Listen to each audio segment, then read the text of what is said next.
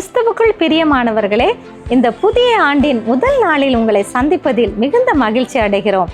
உங்களுக்கு விஸ்வவாணி நற்செய்தி பணியியக்கத்தின் சார்பில் இனிய புத்தாண்டு வாழ்த்துக்கள். இந்த 2026ஆம் ஆண்டு உங்களுக்கும் உங்கள் குடும்பத்திற்கும் மிகுந்த ஆசீர்வாதமாக இருக்க நாங்கள் ஜெபிக்கிறோம். விஸ்வவாணி வழங்கும் இந்த சிகரம் தொடும் புறாக்கள் என்ற நிகழ்ச்சி பெண்களுக்காகவே சிறப்பாக வடிவமைக்கப்பட்டது. இந்த நிகழ்ச்சியை பார்த்து ஆசீர்வாதத்தை பெற்றுக்கொள்ளுங்கள்.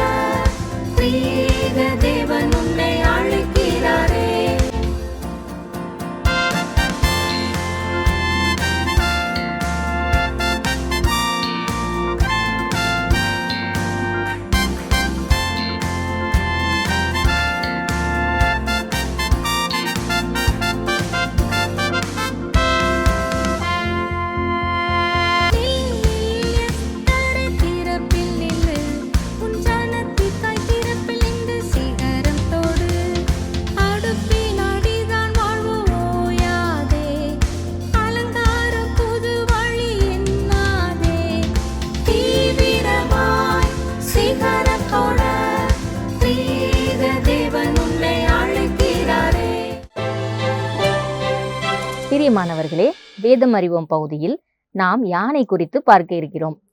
யானை பார்க்க பெரிய உருவமாக இருந்தாலும் சிறியவர்கள் முதல் பெரியவர்கள் வரை எல்லோரையுமே கவரக்கூடியது.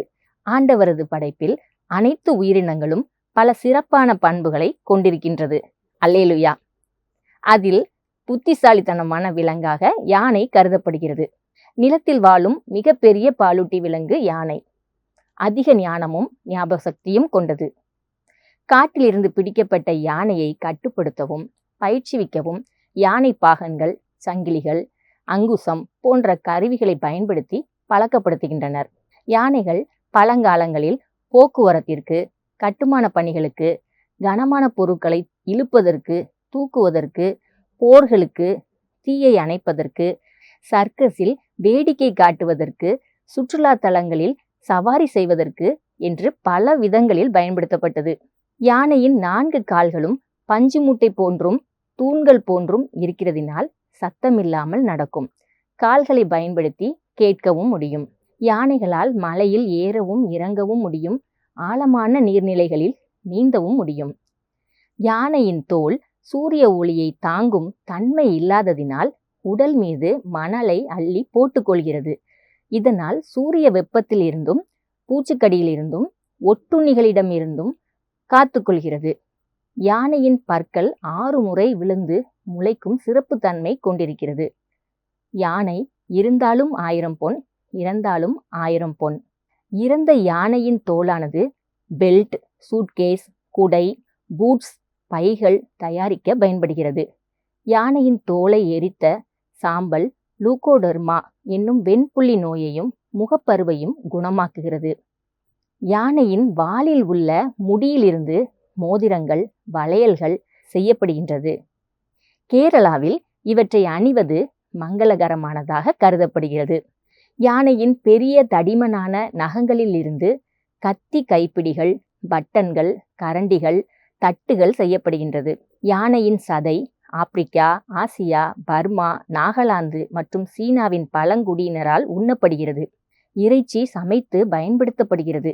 யானையின் அனைத்து பகுதிகளும் பயனுள்ளதாக இருக்கின்ற யானையின் செயல்பாடுகள் அனைத்தும் மறைமுகமாக இயற்கையை வளப்படுத்துவதாக, பாதுகாப்பதாக, பிற உயிரினங்களுக்கு உதவுகிறதாக இருக்கிறது.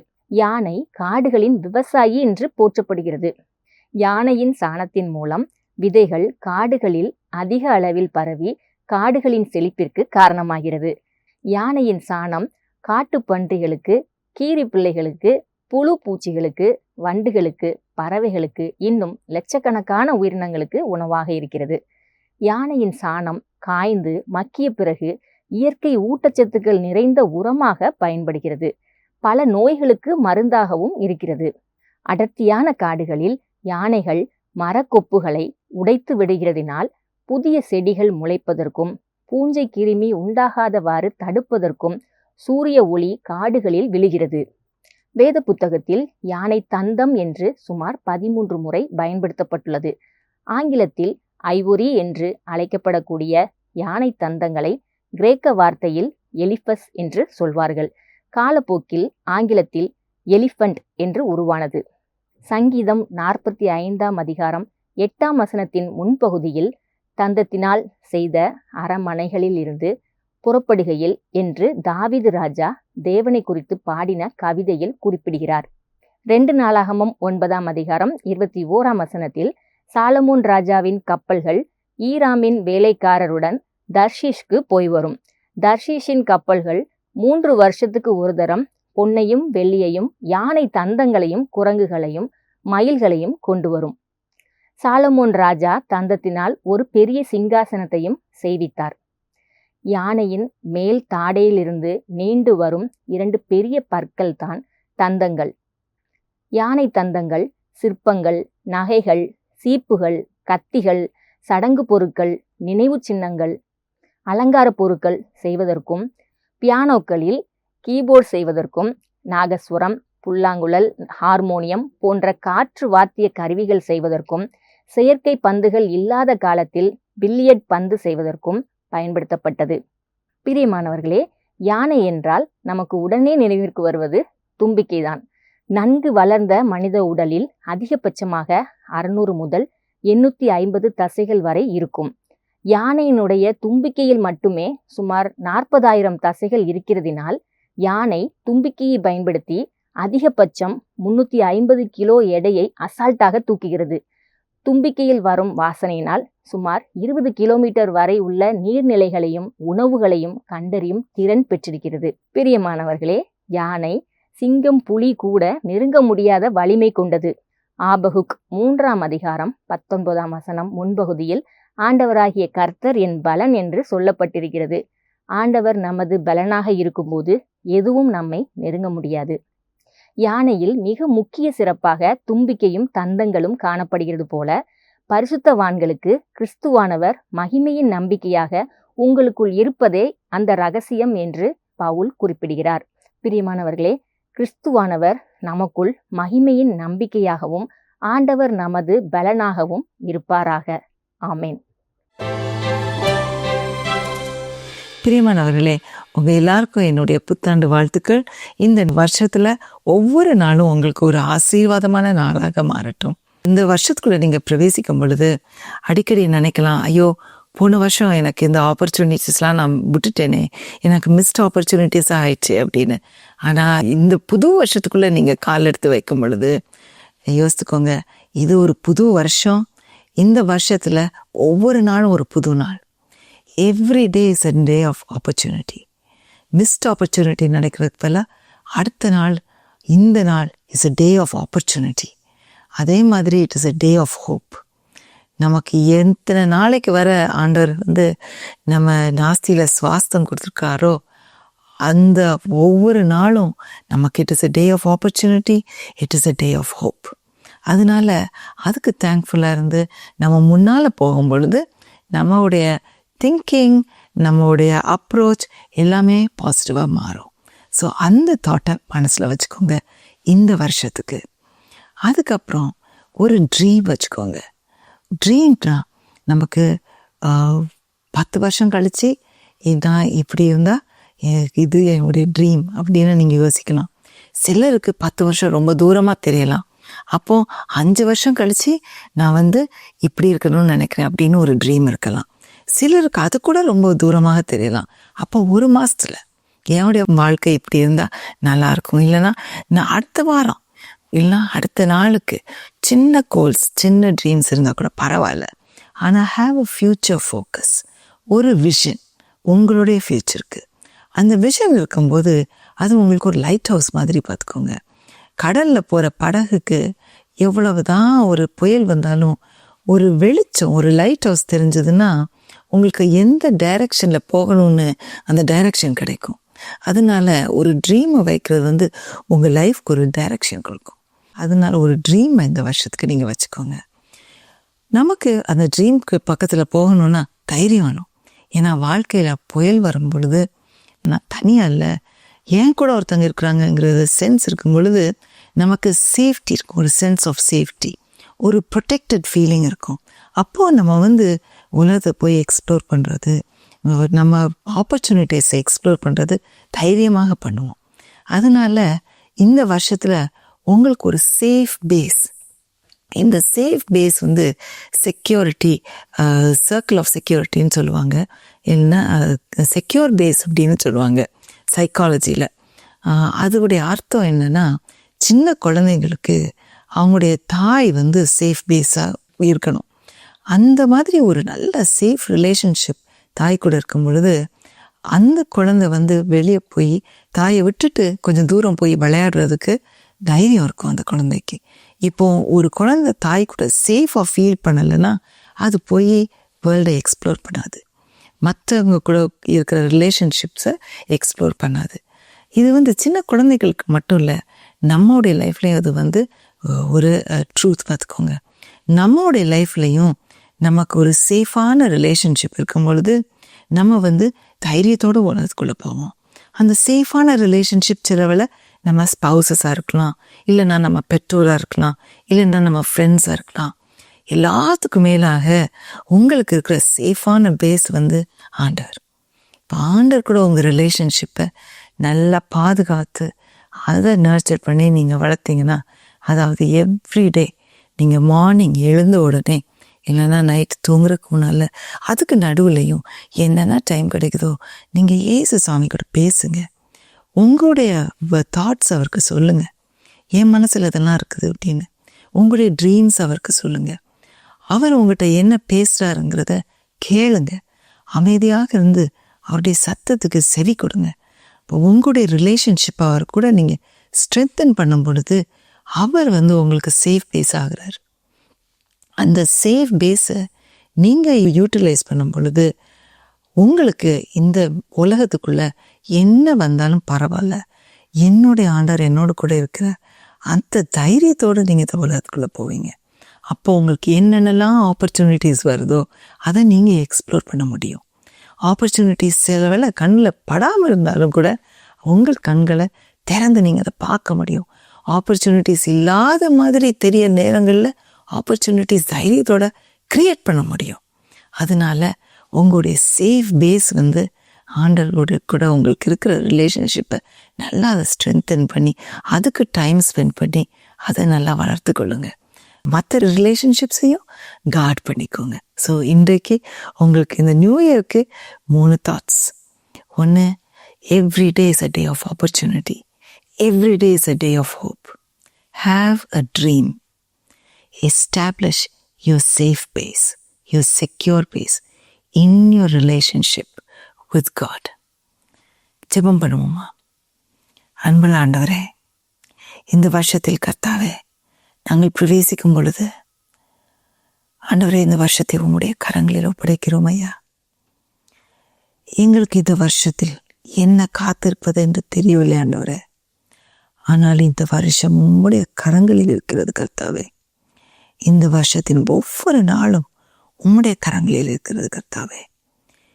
நீர் எங்களோடு கூட இருக்கிறீர் ஆண்டவரே.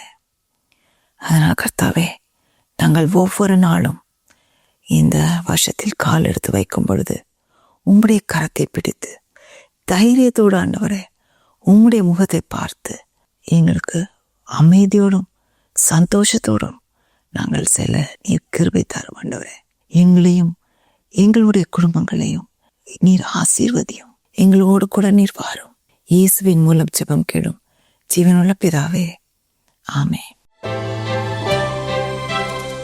சிகரம் தொடும் புறாக்கள் என்ற பெண்களுக்கான பிரத்யேக நிகழ்ச்சிக்கு உங்களை வாழ்த்தி வரவேற்கிறோம். இன்று 2026 புத்தாண்டு பிறந்த நாள். உங்கள் அனைவருக்கும் எங்களது இனிய புத்தாண்டு வாழ்த்துக்கள். இந்த புதிய ஆண்டிலே கர்த்தர் நம் ஒவ்வொருவரின் இருதயத்தின் வாஞ்சைகளை நிறைவேற்றி புதிய ஆசீர்வாதங்களை கட்டளையிட்டு தந்து வழி நடத்துவாராக. கர்த்தரின் ஆசீர்வாதம் எப்பொழுதும் நம்மோடு கூட இருக்கட்டும்.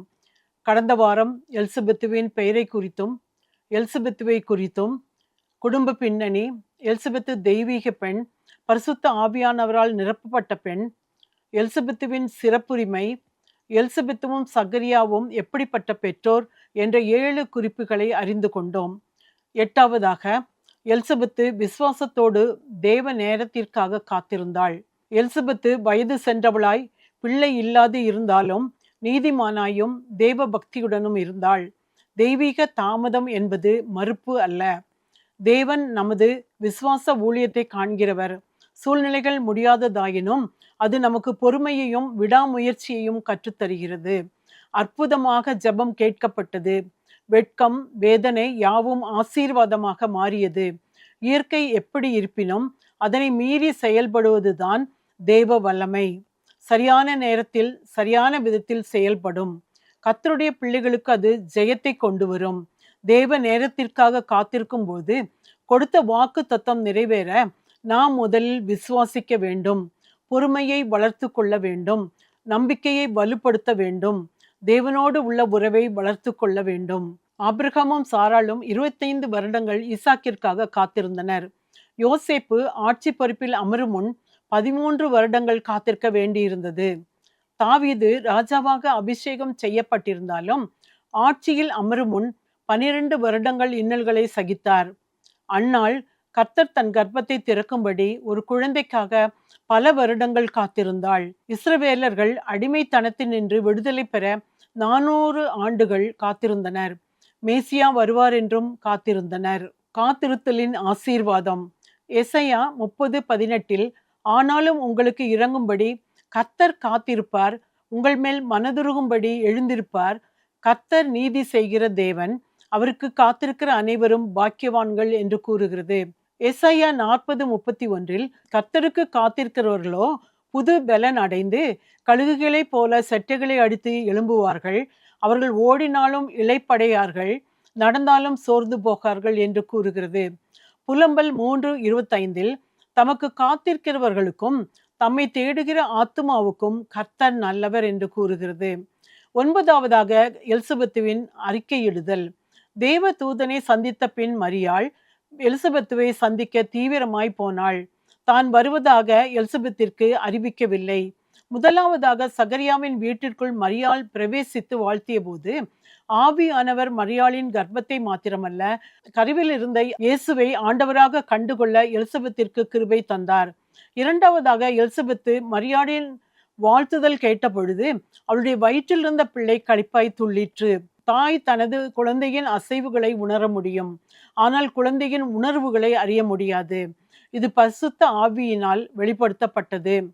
3ஆவதாக இந்த சம்பவம் நடக்கும்போது எலிசபெத்துக்கும் 6ஆம் மாதம். மரியாள் சமீபத்தில் தான் கர்ப்பம் தரித்திருந்தாள். ஆனாலும் அவள் வயிற்றிலிருந்த இயேசுவை ஆண்டவர் என்று அறிந்து அறிக்கையிட்டாள். 10ஆவதாக எலிசபெத்து பிறரை புரிந்து கொள்ளும் மனதை உடையவள். எலிசபெத்துவின் வாழ்த்துதல் மரியாளுக்கு உற்சாகத்தை கொடுத்திருக்கும். மரியாளின் தனித்துவமான கர்ப்பத்தை புரிந்து கொண்ட முதல் நபர் எலிசபெத்து. 3 மாதங்கள் தேவ பிள்ளையோடு இருந்து உற்சாகத்தை பெற்றுக்கொண்டாள். எலிசபெத்துவின் அனுபவ வார்த்தைகள் மரியாளை ஊக்குவித்திருக்கும். நம்ப கடினமாகினும் தேவனை நீ விசுவாசித்தால் உன் வாழ்விலும் அற்புதங்கள் நடக்கும். ஆதியாகமம் 18:13 அப்பொழுது கர்த்தர் ஆபிரகாமை நோக்கி, சாராள் நகைத்து நான் கிழவியாயிருக்க பிள்ளை பெறுவது மெய்யோ என்று சொல்வானேன்.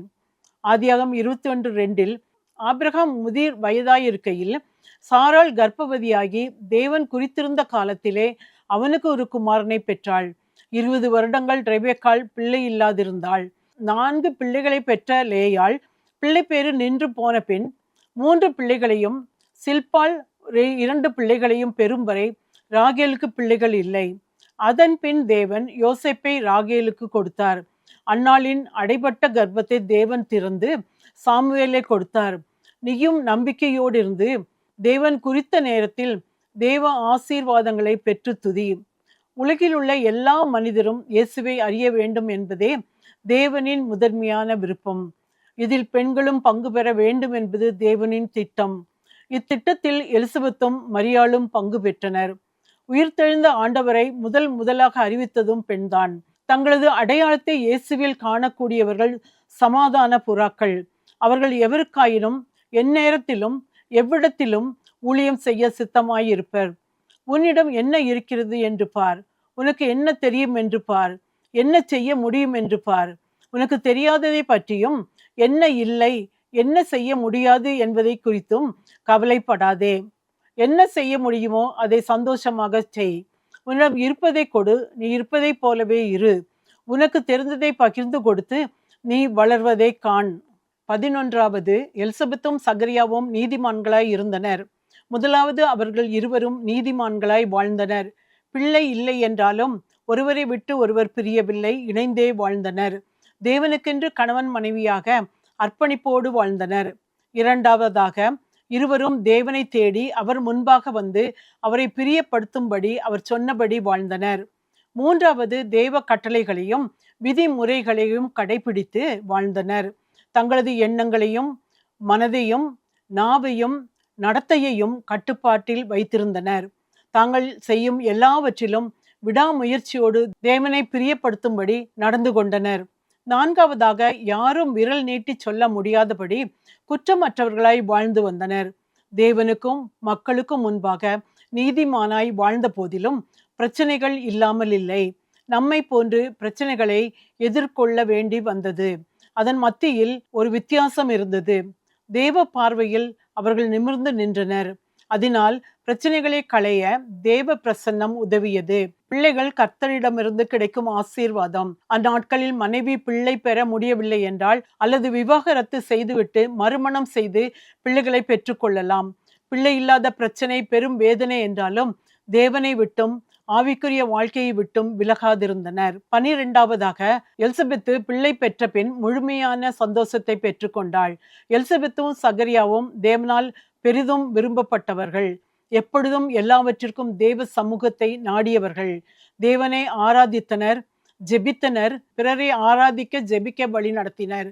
எலிசபெத்துவின் கணவன் சகரியா தன் இதயத்தை ஊற்றி விட்ட பொழுது ஜெபம் கேட்கப்பட்டது. கர்த்தருக்கு முன்பாக பெரியவனாய் இருப்பான் என்ற தேவ வாக்கு தத்தத்தை பெற்றுக்கொண்டான். சகரியாவிற்கு மகனை உருவாக்கும்படி எலிசபெத்தின் கர்ப்பம் உயிர் பெற்றது.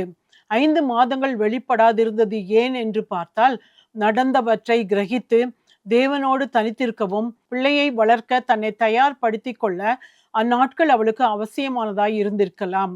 எலிசபெத்து தன் கர்ப்பத்தின் கடைசி 3 மாதங்கள் ஆண்டவரின் தாயார் மரியாளின் ஐக்கியம் கிடைக்க பெற்றாள்.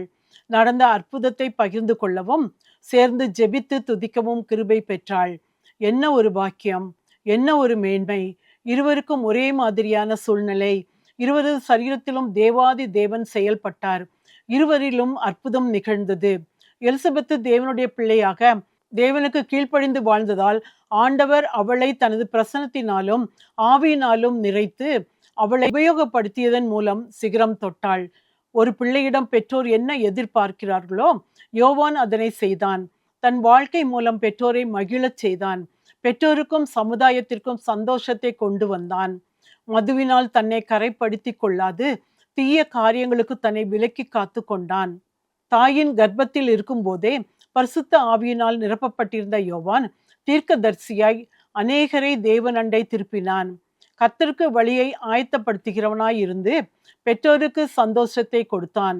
அவனது ஊழியம் பெரிய தீர்க்கதரிசியான எலியாவை போல இருந்தது. 13வது, எலிசபெத்துவின் வாழ்க்கையிலிருந்து நாம் கற்றுக்கொள்ள வேண்டியது. முதலாவது, சூழ்நிலை எப்படி இருந்தாலும் தேவ வழி நடத்துதலை நாம் ஏற்றுக்கொள்ள வேண்டும். இரண்டாவதாக, தேவ வாக்கு தத்தத்திற்கு பொறுமையாக காத்திருக்க வேண்டும். மூன்றாவது, விசுவாசத்தோடு ஜெபிக்க வேண்டும். மற்றவர் ஆசீர்வதிக்கப்படுவதை காணும்போது பொறாமைப்படுகிறோமா அல்லது கொண்டாடுகிறோமா? பிறர் ஆசீர்வதிக்கப்படுவதை கண்டோம் என்றால் தேவனை துதித்து கொண்டாட வேண்டும். நான்காவதாக, தேவ பிள்ளைகளோடு ஐக்கியம் வைத்திருக்க வேண்டும்.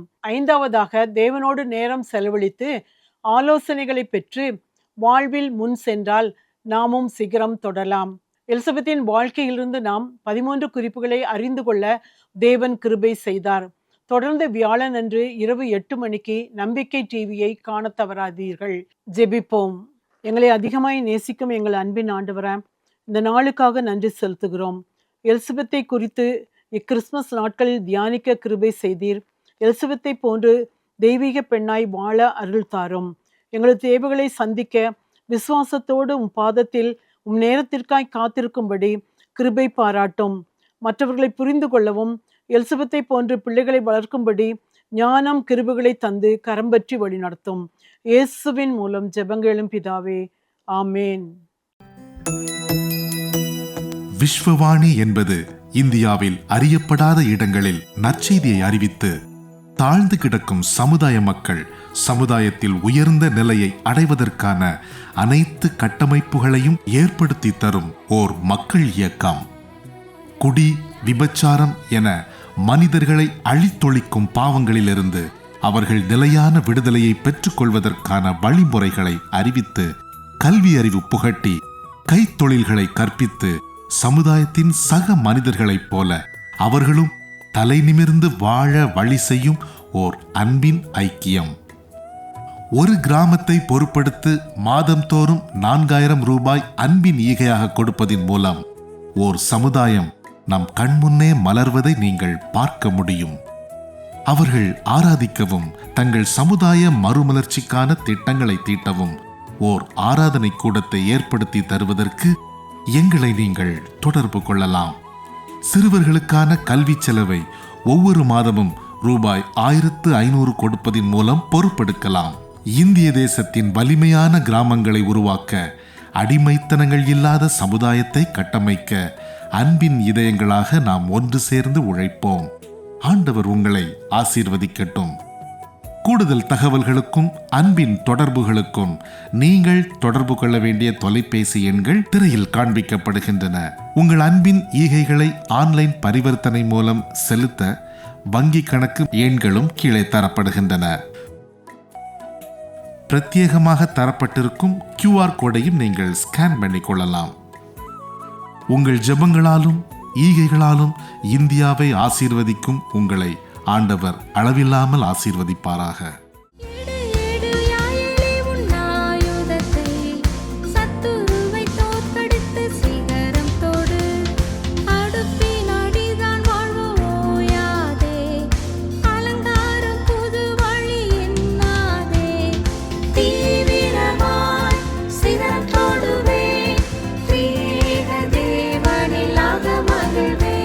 இந்த நிகழ்ச்சி உங்களுக்கு ஆசீர்வாதமாக இருந்திருக்கும் என்று விசுவாசிக்கிறோம்.